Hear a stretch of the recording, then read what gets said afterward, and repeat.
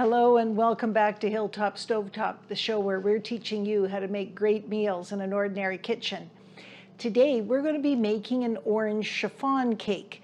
Now, a chiffon cake is kind of a hybrid. It's rich like a butter cake, but it's fluffy like an angel food cake. And as a matter of fact, you make it in an angel food cake pan, which is a specialty kind of pan that the bottom comes out, but you'll see how it can be quite like it's really, really deep, but the bottom comes out because otherwise you'd never be able to get this out in one piece.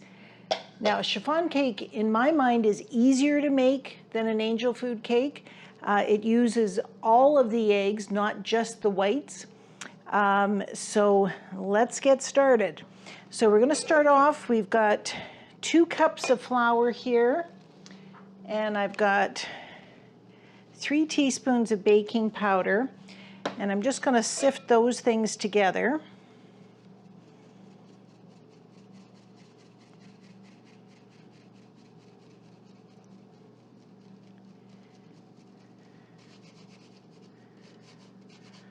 Okay.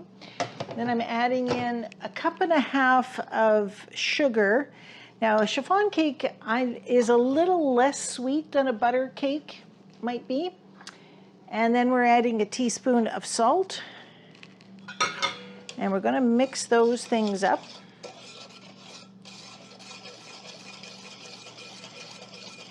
And this is what makes it so much easier than a butter cake, because you don't have to worry about creaming butter and that kind of stuff. Now, you do have to separate your eggs. So this recipe calls for 7 eggs. That's what makes it so light and fluffy. I've already separated 5 of them. And those of you that were watching our last 2 episodes, which were about meringues, actually there was a couple of episodes ago where we were making meringue pies, know how I do this. But we'll just finish up those last 2. I don't worry about having a fancy gadget for doing that. I just sort it back and forth between the 2 halves of the shell, and it seems to work quite well. Even when you have one like that that kind of does a funny little sideways split, there's still always enough to hold that yolk. There we go. So there's our 7 eggs. Now we're going to take those egg whites and beat them up in a minute. But in the meantime, we're going to take this, our dry ingredients, and we just make a little well in the middle.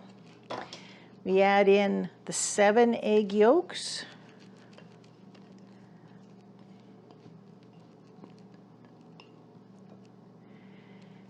And 1/2 cup of oil. I'm using olive oil here, but it can be any kind of cooking oil, whatever you happen to have in your kitchen.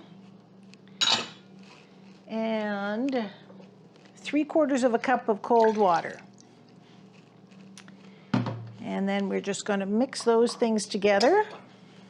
Oh, wait a minute, forgot the most important part, since this is orange chiffon cake, is we're adding orange zest.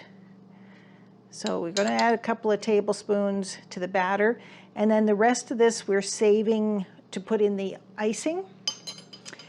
Now, this is a typical orange, and I just peeled off the orange part, not the white part. The white part is what's bitter, but the orange part is the zest. Now, you can use a small grater. I had a tiny little chopper that I used, whatever it takes to get it in that really fine consistency.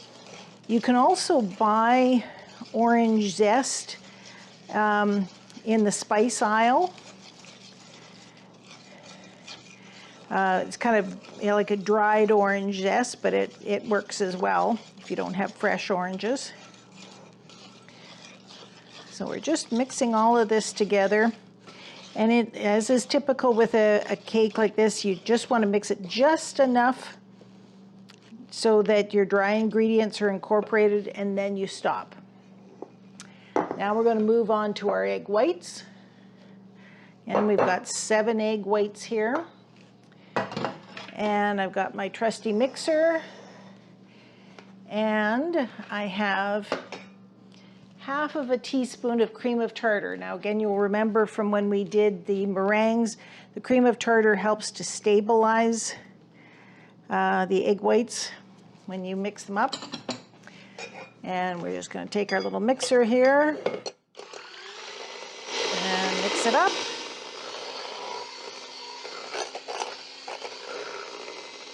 Okay, so we're back. We've whipped up our egg whites till they're stiffly beaten. And remember from our meringues, you can tell when they're stiffly beaten because you can turn your bowl upside down and they don't fall out. Now we're going to take the first batter and we're going to fold this into the egg whites. Now when you're folding something, you're being we're trying to minimize, or we want to maximize the amount of air that's left in this. So we don't want to beat it up because we want the air to stay in those egg whites. So we be very, very gentle with this. And scrape across the bottom, lift it up, across the bottom, lift it up. And we're going to do this just enough so that things are incorporated, and then we're going to stop.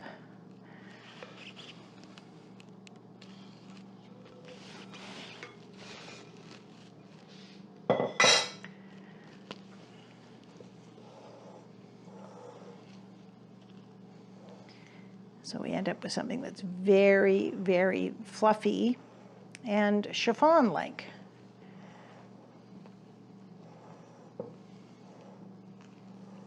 Even the type of tool that I'm using, which is it's basically a spatula, but it's a wider blade and it's got a little bit of a curve to it.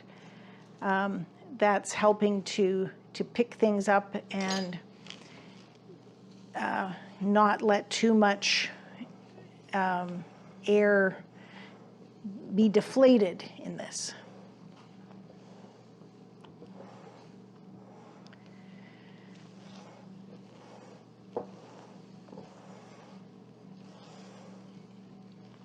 There, so we've got an even consistency now. And by putting the heavier batter into the egg whites, that means that the stuff at the bottom isn't going to be a bunch of the heavy batter either. So now we're going to take our pan, and one thing that's really important when you're doing a chiffon cake or an angel food cake is you don't grease the pan. Now this one happens to have a non-stick coating, but if it was a butter cake, of course, we'd want to grease the pan. In this case, we don't, because the grease, even though there's oil in this, if we put too much grease on the outside, that's going to affect how it rises. So we're going to take this and evenly distribute it.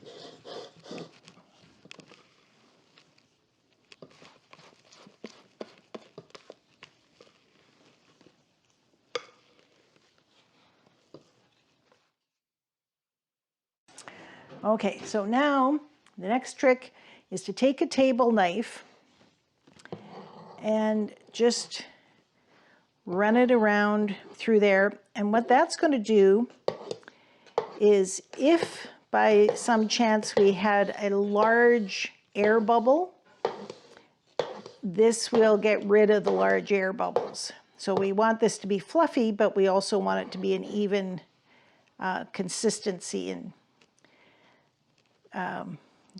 crumb, as they call it in the baking world, throughout that. Okay, so now we're going to pop this in the oven at 325 degrees, which is a little lower temperature than a lot of cakes are done at, but it's going to be for 75 minutes. And when that 75 minutes is up, then we will see you. See you soon. Oh, and be careful when you pick up the pan. Don't pick it up from the bottom, because remember, this part comes apart. You want to pick it up by the sides. Okay, so our 75 minutes in, when we poke this, it bounces back, so that's good. It's starting to come away from the edges. You can see that's a sign that your cake is done as well. So now what we're going to do is we're going to flip this over and let it cool in an upside down position. And then after it's cooled, then we'll be able to ice it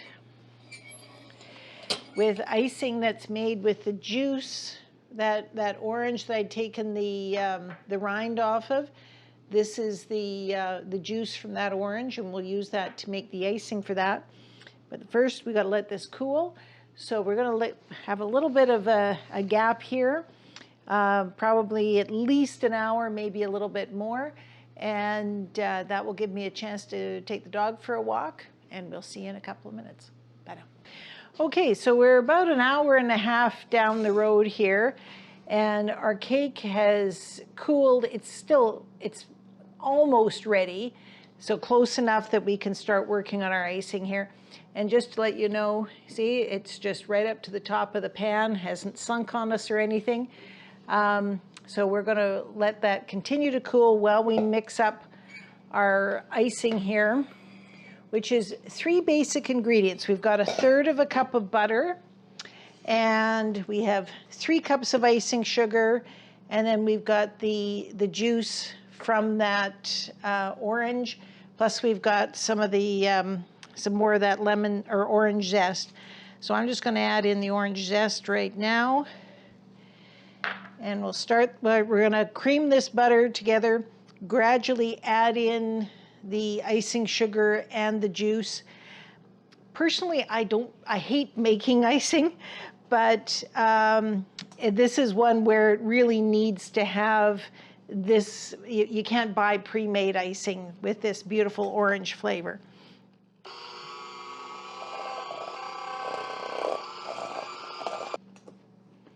One of the things that I don't like about making icing is it gets so dusty.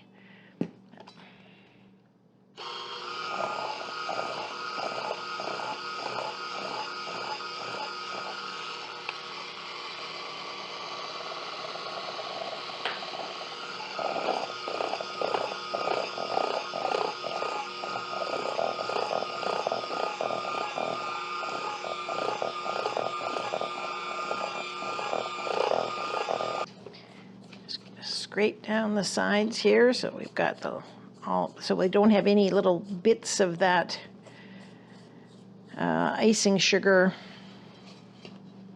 left. Thank goodness for power tools at a moment like this.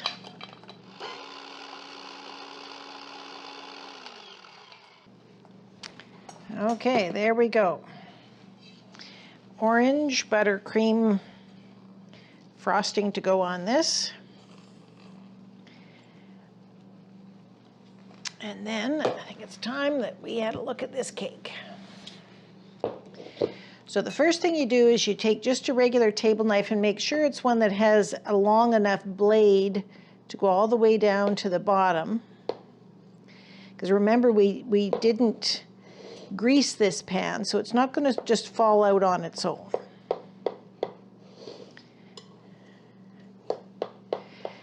Now, the first time I had this cake, and one of its best memories, was when I was a very, very young child, maybe I think about 8 or 9, and there was a lady from our church that used to invite us back for coffee after church. About once a month we would probably go there.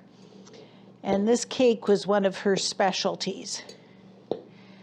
And she didn't bother putting icing on it. She just sprinkled it with a little bit of icing sugar, and it was good enough all on its own like that.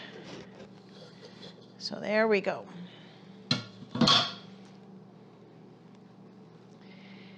And then what we're going to do here is I've got a plate to put it onto.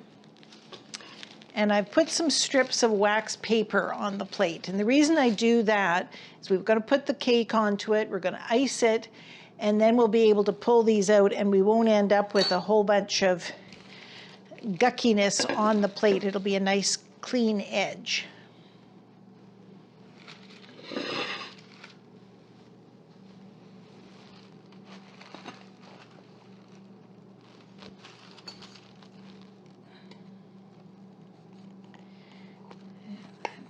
Just run the knife along the bottom.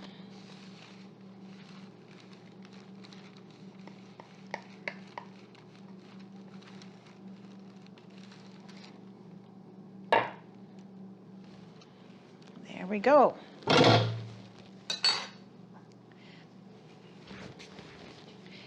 Now, this is where I need my daughter-in-law here because, or my stepdaughter, sorry, because she is the queen of the cakes. And she would make this beautiful for us. So I'm just going to dust some of those excess crumbs off of it.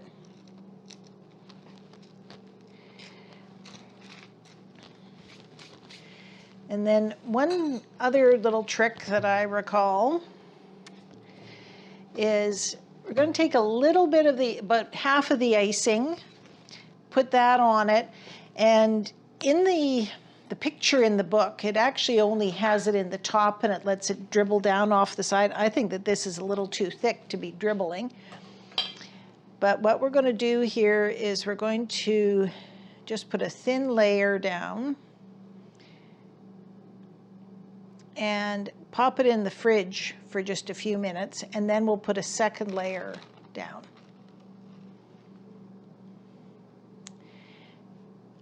Because that will keep the crumbs out of the icing. But you can tell already just how sponge-like the texture is on this cake.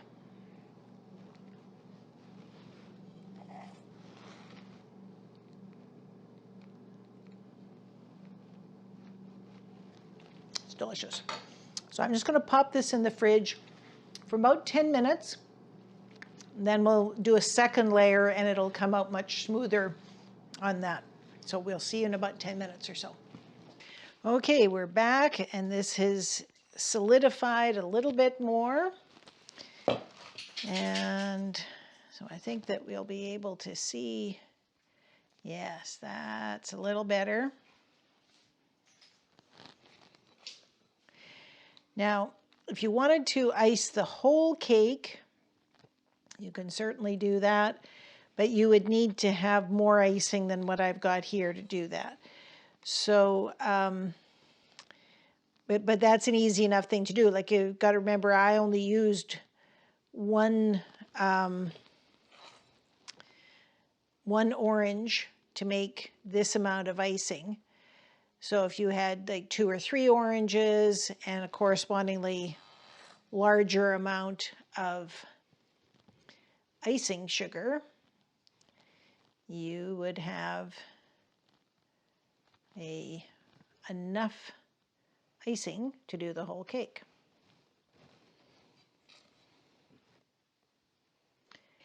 This cake really doesn't, if you ask me, doesn't need icing at all.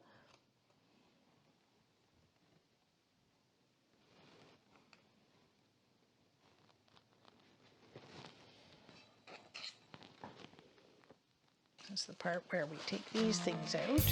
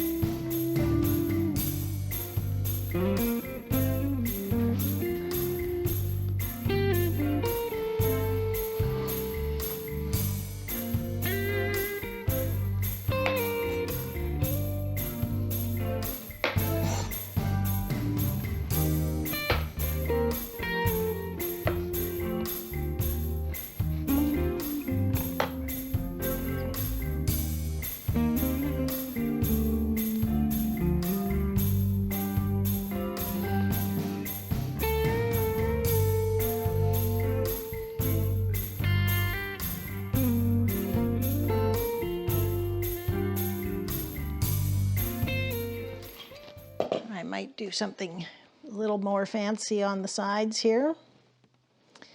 But the point is here that we have an incredibly delicious cake. So, there we go, folks. Orange chiffon cake, made from scratch. Now look how nice and spongy that is. Moist, fluffy, delicious, orangey. Everybody in your family is going to love this. So thank you for joining us today on Hilltop Stovetop, where we made orange chiffon cake. This is an old school kind of classic cake, and I think that everybody will love it. And like I said, it's a nice enough cake. You don't even need to worry about doing icing. You can just sprinkle a little icing sugar if you want on top of it, but just serve it plain is absolutely fine as well. So thank you for joining us, and we'll see you on our next episode.